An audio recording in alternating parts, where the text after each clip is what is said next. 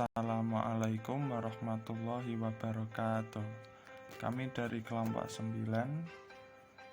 Di sini kami akan menjelaskan proyeksi peta. Proyeksi adalah pemindahan dari bidang lengkung ke bidang datar. Peta adalah gambaran permukaan bumi pada bidang datar dengan skala tertentu melalui sistem proyeksi.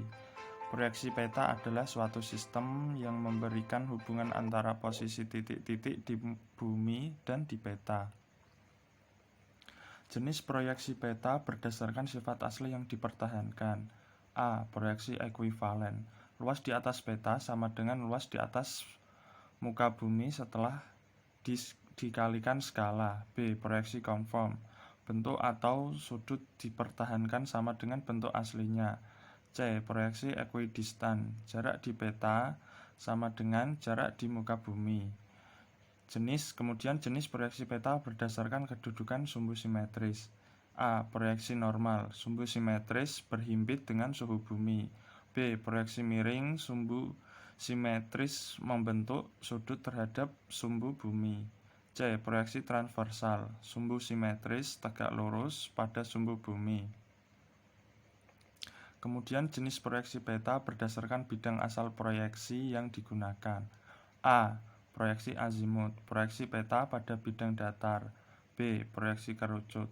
Pada proyeksi ini, bidang proyeksinya berupa kerucut. Proyeksi ini menggambarkan daerah lintang 45 derajat. C. Proyeksi silinder. Pada proyeksi ini, bidang proyeksinya berupa silinder. Kemudian sistem pembuatan proyeksi peta. Tahap awal. Pertama, seleksi model bentuk bumi yang akan digunakan sebagai acuan dalam kurung bola atau elipsoid karena bentuk bumi tidak beraturan. Langkah pertama ini menjadi sumber distorsi pertama dalam proyeksi peta. Generalisasi ini menyebabkan hilangnya informasi. Kedua, transformasi koordinat geografis atau dalam kurung lintang dan bujur ke dalam koordinat kertas XY atau polar. Kemudian memilih permukaan proyeksi. Developable surface adalah permukaan yang dapat diubah menjadi datar tanpa pelebaran, pengecilan, atau terjadi robek. Terdapat 3 jenis permukaan proyeksi yang memenuhi developable surface dan dapat digunakan, yaitu silinder, konik, dan permukaan datar.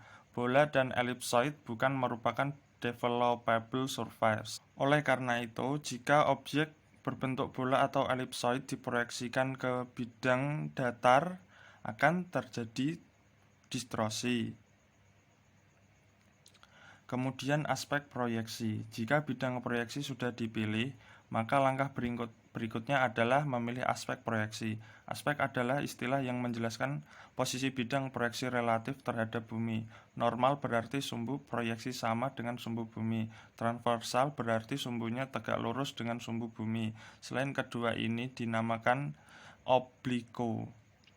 Kemudian plotting informasi pada globe ke jaring-jaring proyeksi.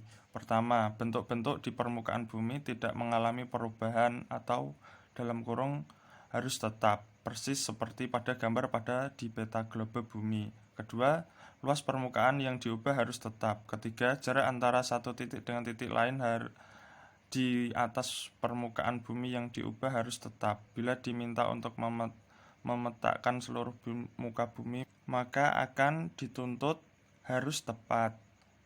Kemudian plotting informasi pada globe ke jaring-jaring proyeksi. Pertama, membuat lingkaran dengan jangka dalam kurung bumi.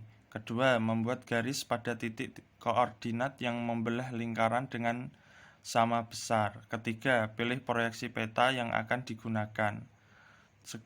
Demikian penjelasan dari kelompok kami. Sekian dan terima kasih.